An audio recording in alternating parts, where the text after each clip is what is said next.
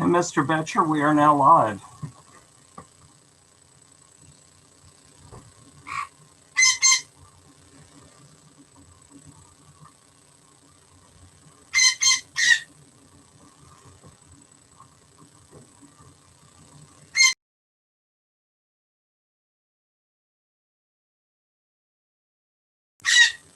Okay, we are live.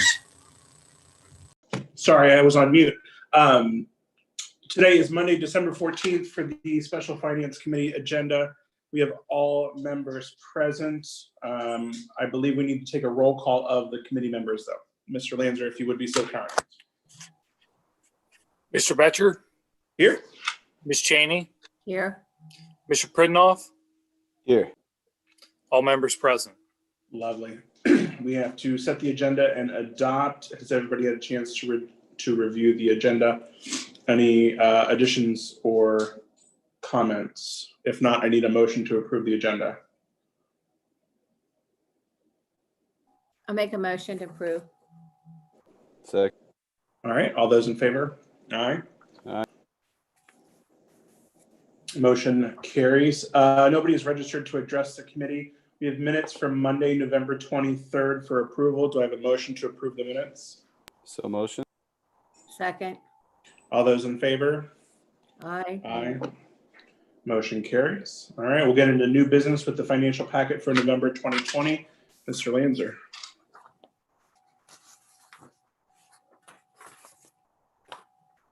And you are on mute. Thanks. Bear with me 1 second here.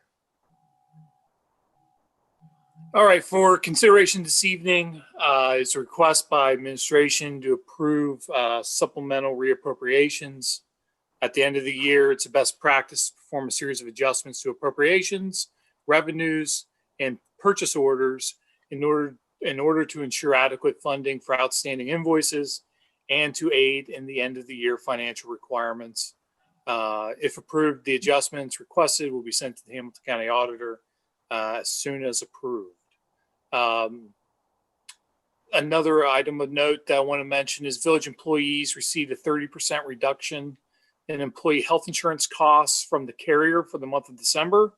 The decision to reduce employee health insurance premiums was a decision made by the carrier as a sign of appreciation for our employees due to the impact of COVID-19 in everyone's lives.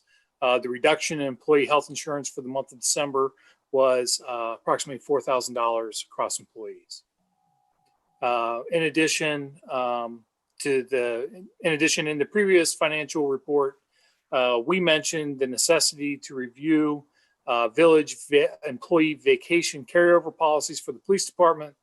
Due to scheduling adjustments made by the police department since the last report, this is no longer an issue at this time and can be resolved without a significant adjustment to village policy. It's my understanding instead there are now 2 employees affected. The village will permit a one-time extension to use their unused time of 90 days beginning January 1st, 2021. I think Ron will speak to that in greater detail during his report. As for the November financial packet, for the month of November, the village had an adjusted bank balance of $2.8 million. Of this, approximately 2.6 is in the village's primary checking account, and the remaining balance rests in the several law enforcement supplemental funds. I'd just like to mention again that the majority of the $2.6 million in the village's primary checking account actually resides in several dedicated road and street levies, or street funds rather, and those resources can only be used for those purposes. However, in November, the village issued 57 payments to vendors, which totaled $181,000.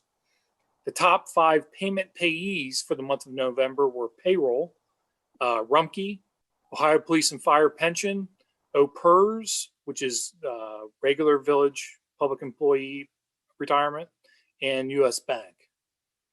As for village receipts, the village received 24 payments totaling $124,000. The largest sources of revenue over this period were RETA, income tax receipts, and a $20,000 payment from the Ohio Bureau of Workers' Compensation. Total general fund revenue for the month was $95,000. This figure is nearly identical to that generated by the village during November of last year. However, when total revenues compared year to year, so 19 versus 20, the village generated approximately $27,000 more in fiscal year 20 than what it generated through the same point last year.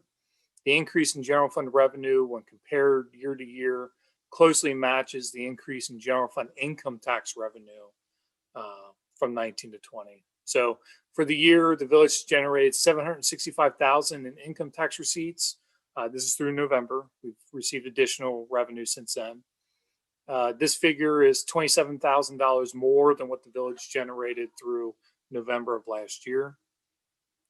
As for village appropriations, the village has spent $121,000 during November of fiscal year 20. This amounts nearly $48,000 less than what the village spent in November of fiscal year 19.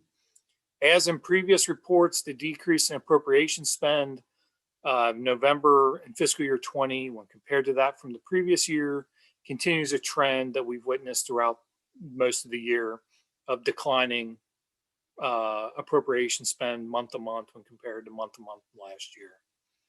For the year, appropriation spends $126,000 below that from fiscal year last year, fiscal year 19. That is the end of my November financial report. If anyone has any questions, I'm happy to answer them. Did we have some major expenses in November of 19 for there to be such a large drop in expenses? I mean, almost $48,000 drop month year over year. It like makes up for, a third of our annual expense budget lessening. We had more employees last year, so that was the big one. Okay. And I believe that there was a payment for a road project in November of last year that we didn't have in November of this year. Gotcha. Okay. Yeah, Now, that makes sense. December is going to be a little bit different. We're going to probably see more spend in December of 20 than last year. And I'll explain that when we get to the reappropriations part. All right. Thank you, Mr. Lancer. Any questions on that? All right. If you want to dive right into reappropriations.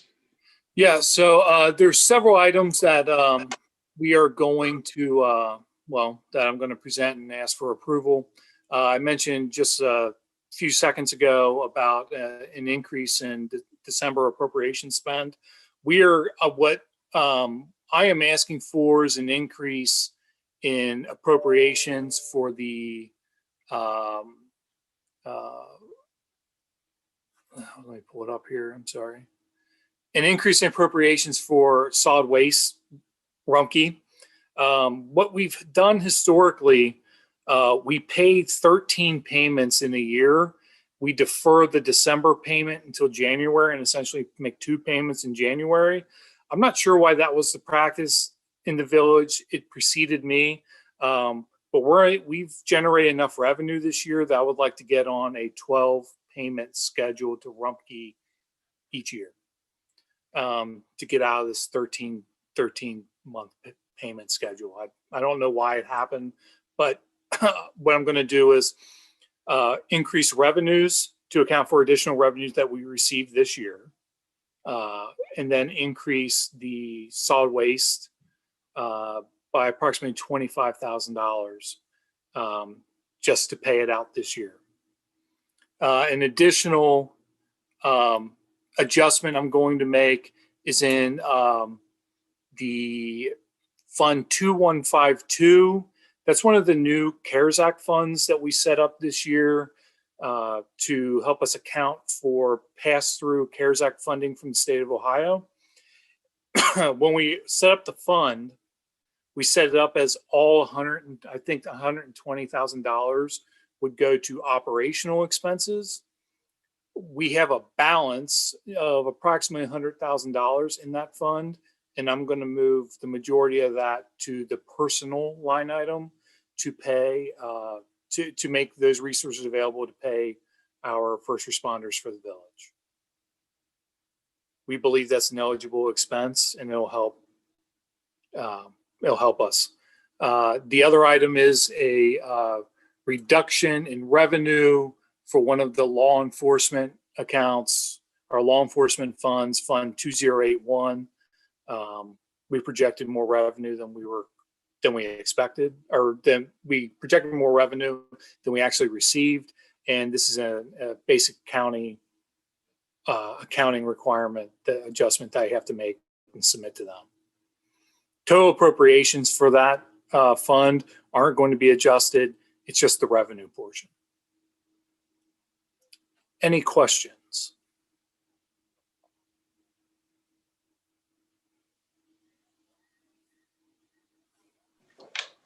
Ms. Cheney, you look like you have something on your mind.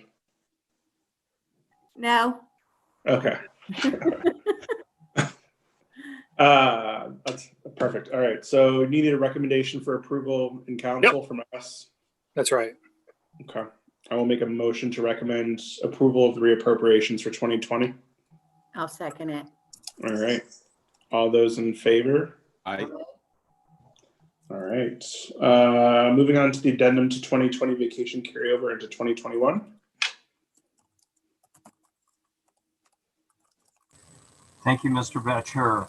Before I start with this, I want to thank Andy and Anna for the exceptional job they've done this year tracking expenses and revenues and keeping us on track during this very strange year. It's no accident that we are ending the year in a fairly decent place. And I think we have a great team keeping this stuff together. As Mr. Lanzer advised council at the last meeting, we thought that there may be an issue with several of the employees having additional vacation that was due them that was over the 120 hours in carryover that was approved by council earlier in the year. At the time, we thought it was going to be 5 people. It turns out that it's only 2 at this point. And what we worked with Chief Campbell as a resolution to this is to allow what equates to about 9 days for one employee and 2 days for another employee, to allow them to schedule prior to December 31st, taking that vacation time in the first quarter of next year. So what we will expect is that those 2 employees will go ahead, schedule those days off in the pay core module. So the police department is able to schedule, and they're both police employees. They'll be able to schedule around those planned vacation days, but the agreement is that they have to be taken by March 31st of next year. Since this is an addendum to the vacation carryover policy, what we would like for council to do this evening is to make a motion vote approving or concurring, however you want to look at it, with taking this approach to resolve this problem with vacation.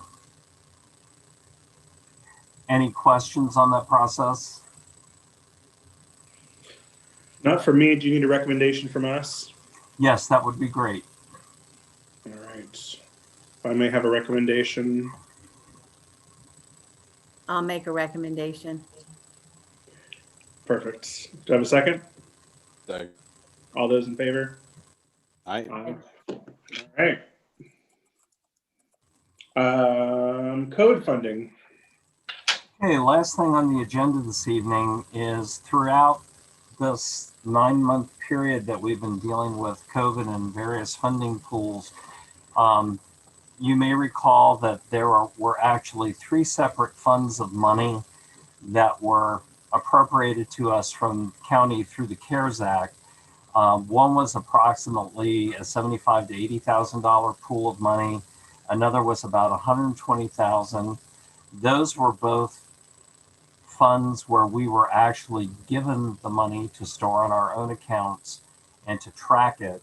And then a third pool of money was a $50,000 reimbursement grant that came from the county that we actually have to spend the money out of our general fund and then submit invoices and proof of payment to get reimbursement.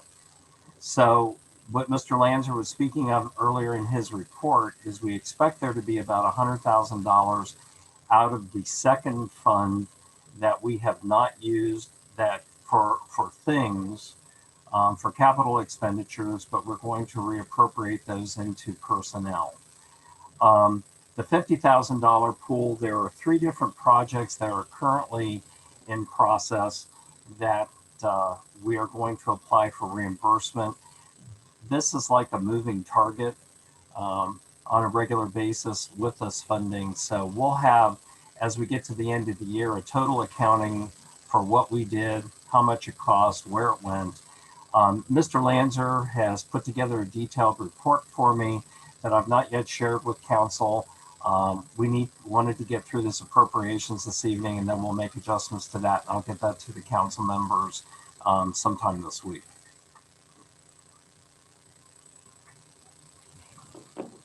All right. And you said other in conversations I think that you and I had, you said other administrations have been moving that funding towards first responders and things like that. Yeah, there was some confusion at the very beginning where I believe either the county or the state auditor stated that regular operating expenses were not counted towards COVID.